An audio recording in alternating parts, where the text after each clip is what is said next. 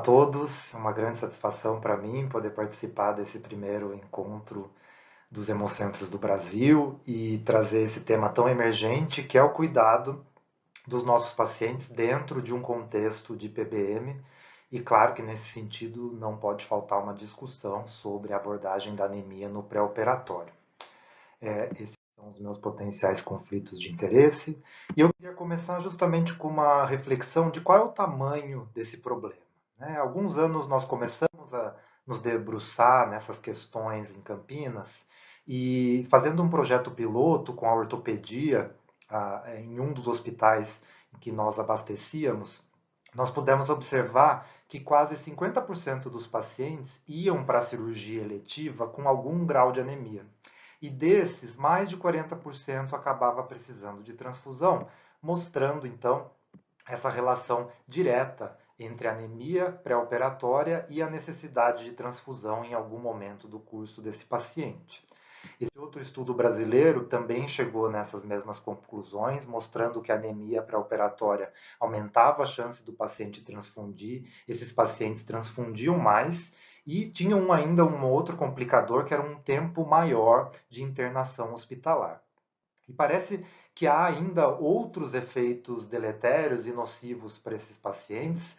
Vejam esse estudo que foi apresentado recentemente na última reunião do NATA, em que os autores pretenderam observar fatores preditivos de ocorrência de infecção no pós-operatório de cirurgia cardíaca, e eles observaram uma associação que a gente já conhecia, que era a ocorrência de transfusão levando a maior chance de infecção no pós-operatório, mas aqui eles acharam uma associação também das infecções com a deficiência de ferro em si.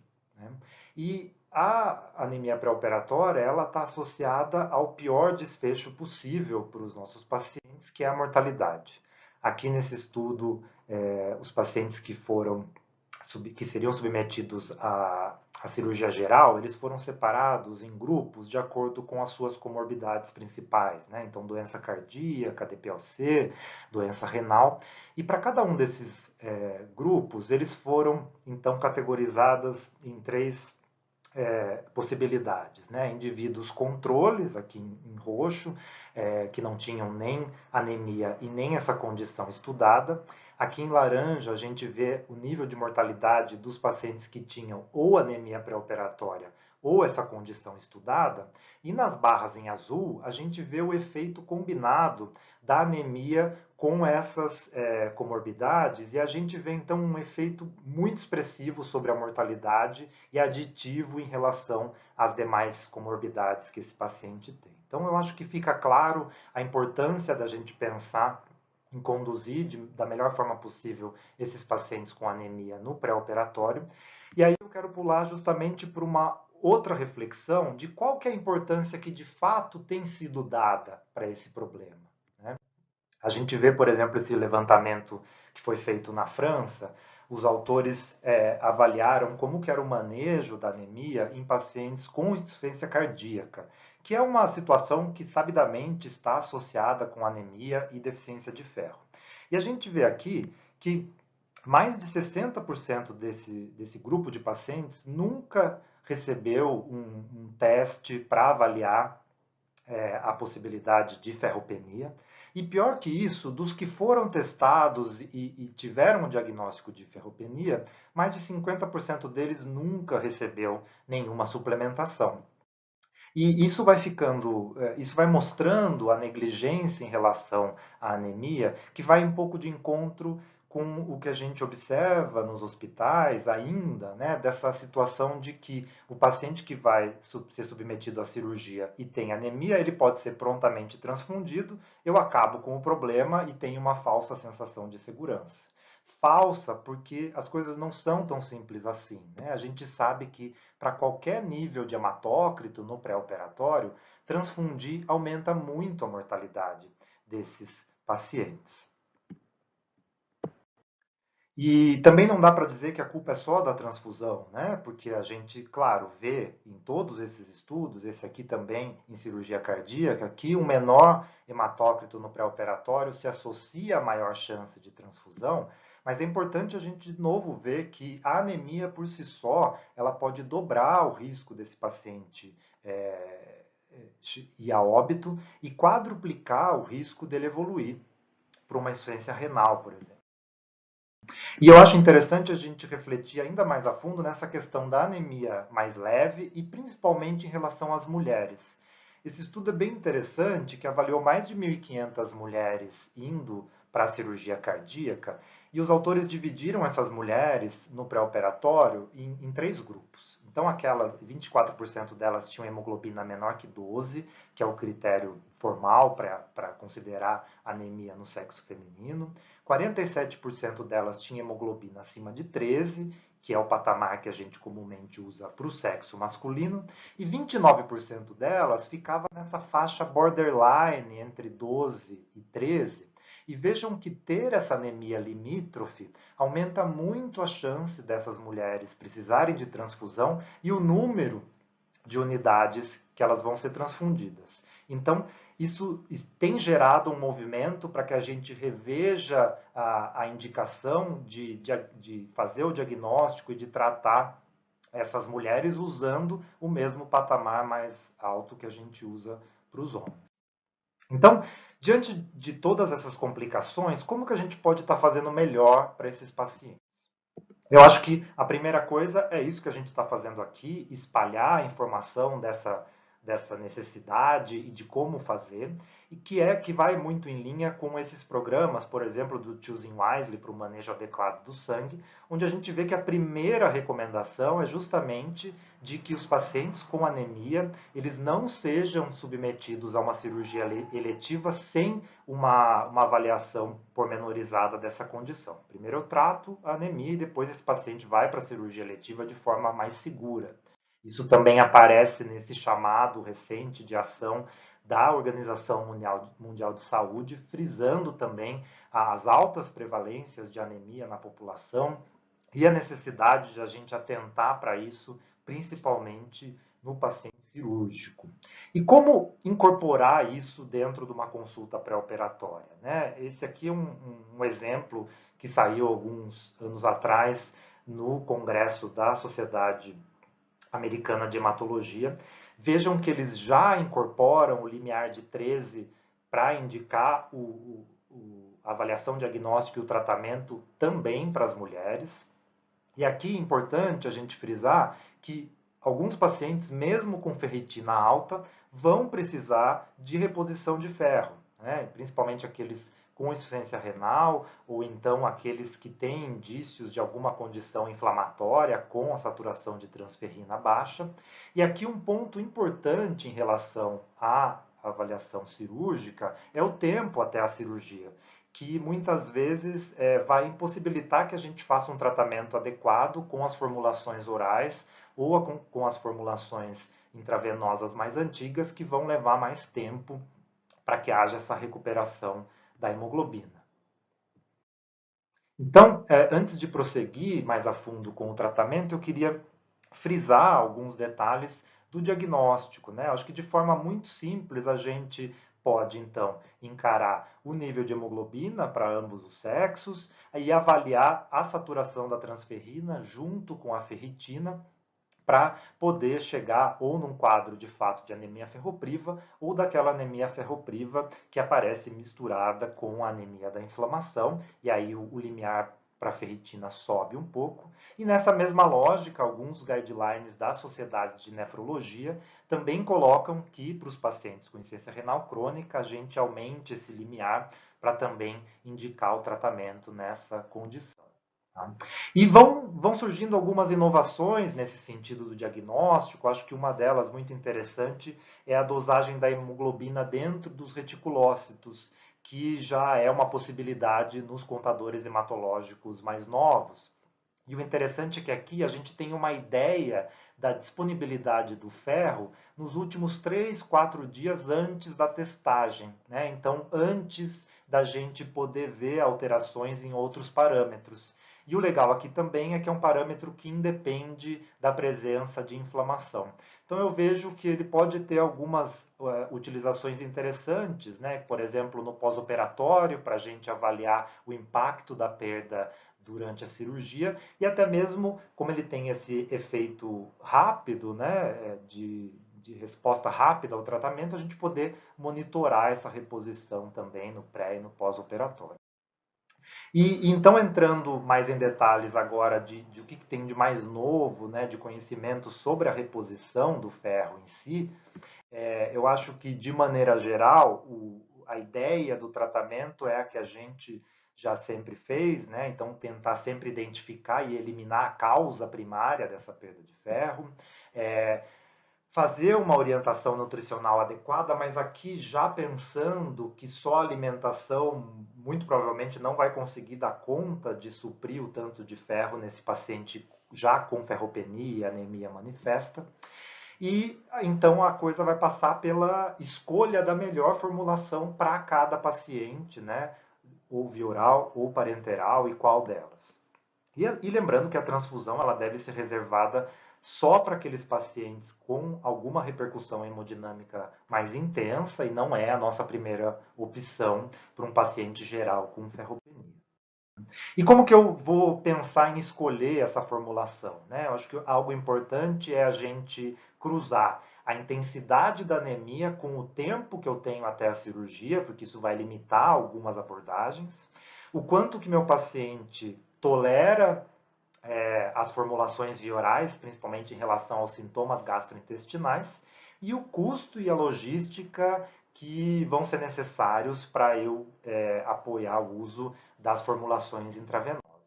Então, de maneira geral, a questão aqui com os sais de ferro via oral no pré-operatório é o tempo, né? Então, a gente vê que são necessários, a gente conta em meses o tempo de reposição.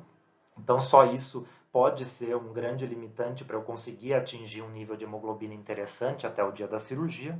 E a questão dos efeitos colaterais, né? Então, a gente vendo aqui como é que é feita a absorção do ferro de forma mais esquematizada, há uma boa parte desse ferro que é ingerido por via oral, que não vai ser absorvido e vai continuar circulando pelo trato gastrointestinal, e é ele que vai ser responsável por todos esses sintomas que muitas vezes vão impedir o continuamento desse tratamento. E é interessante aqui a gente pensar que esse ferro que não é absorvido, ele tem uma sinalização importante de bloquear o efeito da epsidina. E aí, o que, que acontece? O organismo entende que já tem ferro e que ele não precisa absorver mais ferro, então esse bloqueio na epsidina ele vai dificultar a absorção das próximas doses. E é por isso que alguns estudos têm inclusive avaliado esquemas alternativos de tratamento, como por exemplo em dias alternados e uma vez apenas ao dia, né? Então a gente vê nesse estudo, por exemplo, que a absorção do ferro ela é muito maior quando a gente faz a reposição em dias alternados, e parece que isso acontece também em relação a eu dar uma vez por dia ao invés de 2 vezes por dia, que é ainda o padrão, né? Então talvez a gente acabe mudando um pouco o jeito também de administrar o ferro oral para os pacientes, pensando em melhorar essas duas condições de tolerância e de absorção e efetividade terapêutica, né? Mas temos que pensar que para muitos desses pacientes vai ser difícil a gente conseguir terminar o tratamento com ferro oral, e a questão do tempo para a cirurgia já coloca a anemia pré-operatória como uma potencial indicação para o ferro intravenoso. E existe ainda muito temor em relação ao uso das formulações de ferro intravenoso por conta de relatos de reações anafiláticas, que hoje a gente sabe que ocorriam naquelas primeiras formulações e que houve uma grande evolução em relação à estabilidade dessas moléculas mais novas e menos imunogenicidade, com um perfil toxicológico muito bom e com um grande benefício, que é a gente conseguir fazer uma reposição de altas doses em 30 minutos, né? Uma grande comodidade para o paciente. Então, essas são as formulações de ferro intravenoso que nós temos disponíveis no Brasil, né? O Sacarato, que já é bem conhecido, o Noripurum, e aqui o limitante é não conseguir evoluir muito a dose por aplicação, então o paciente vai precisar vir ao serviço muitas vezes, às vezes ao longo de semanas, o que pode também influenciar de eu não ter uma resposta ótima até o dia da cirurgia. E existem duas fórmulas novas que estão disponíveis no Brasil, ainda não disponíveis para o uso no serviço público, mas aqui a gente tem a carboximaltose e a derisomaltose, que tem essa possibilidade da administração de altas doses numa única infusão. E eu acho importante a gente salientar essa questão do tempo de programação da infusão. Vejam aqui nesse estudo a avaliação da mudança do nível de hemoglobina antes e pós administração, até o dia da cirurgia, em relação a quantos dias antes da cirurgia foi feita a administração, e a gente vê que é necessário pelo menos 10 dias para que a gente tenha algum incremento positivo do paciente chegar melhor até a cirurgia. Né? E ainda em relação ao temor das reações, né, a gente tem essa meta-análise bastante recente compilando esses dados e, de fato, há taxas extremamente baixas de reações à infusão, com muita pouca reação grave. E, na verdade, revendo esses casos, né, de forma retrospectiva, muitos deles foram causados, na verdade, por conta do excesso de antihistamínicos ou outras drogas usadas como pré-infusão. Né?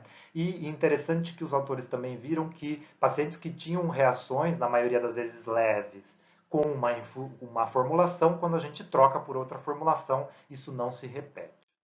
E existe um outro temor que é uma possível associação com infecções graves em relação ao uso de ferro intravenoso, pensando que esse é um substrato importante para a multiplicação dos patógenos e micro-organismos. Né? Mas a gente vê, por exemplo, em pacientes sob diálise, hemodiálise, que não há uma chance aumentada de infecções graves nesses pacientes.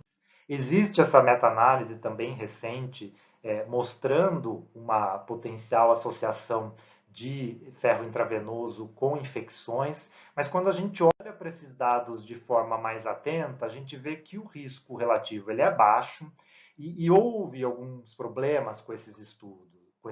Com os estudos incluídos aqui, né? Então, muitos pacientes diferentes, com condições diferentes, agrupados num mesmo contexto e havia limitações nos estudos em relação a como foi documentada a ocorrência dessas infecções e quando a gente tira esses estudos com um grande risco de viés, o risco cai ainda mais e acaba se perdendo a significância estatística. Né? Então, colocando na balança a importância do ferro para o sistema imune humano, né, e como ele é importante para a função adequada das células envolvidas na resposta a patógenos, talvez aqui a ferropenia seja até mais deletéria nesse sentido do que a infusão de ferro intravenoso. Alguns autores advocam que se evite, né, diante de não há uma evidência tão robusta, né, que se evite o uso no curso de infecções agudas e graves, mas ainda com uma ressalva de que a disponibilidade de ferro circulando livre para esses patógenos é muito baixa com essas formulações. E eu queria terminar mostrando a nossa experiência com um ambulatório de anemia pré-operatória. Em Campinas, nós instituímos um ambulatório de anemia pré-operatória focado especificamente nos pacientes listados para transplante hepático. Ele é conduzido pela doutora Mariana Magnus, que é a nossa atual supervisora da Agência Transfusional do HC. Então, ela avalia 100% dos pacientes listados para transplante, só saem dessa avaliação os pacientes que são internados já com insuficiência hepática fulminante direto, né, para o procedimento, mas aqueles de forma eletiva, todos são avaliados e nesse momento ela faz o diagnóstico da anemia, trata com ferro quando necessário, já vê a questão imunohematológica, identifica se pode haver alguma dificuldade de atendimento desse paciente no dia da cirurgia e como tentar transpassar isso, e faz a indicação ou não do uso da máquina de recuperação intraoperatória. E eu quis trazer esse exemplo para salientar um fato muito importante de que esse ambulatório ele está dentro de um checklist de cuidado da equipe do transplante hepático. Então, eu acho que o mais importante quando a gente pensa dentro de um contexto de PBM de instituir esses ambulatórios é ter essa parceria muito bem formada com o cirurgião e com os anestesistas. Precisa desse engajamento para que os pacientes cheguem de fato até esse ambulatório. Então, em resumo, o que eu pretendia trazer hoje é essa atenção, esse foco no reconhecimento e no manejo adequado dos pacientes com anemia no pré-operatório, porque é bastante acessível tanto os exames diagnósticos quanto o tratamento, né? Como a gente reconhecer que pode haver ferropenia também no contexto da inflamação, como escolher de forma mais adequada a formulação que esse paciente precisa e quem sabe num futuro próximo a gente ter disponível no SUS todas as opções que vêm surgindo e essa questão do engajamento importante dos cirurgiões e dos anestesistas no processo. E aqui eu agradeço a todos pela atenção e também às equipes que têm sido envolvidas nesses nossos projetos aqui em Campinas. Muito obrigado.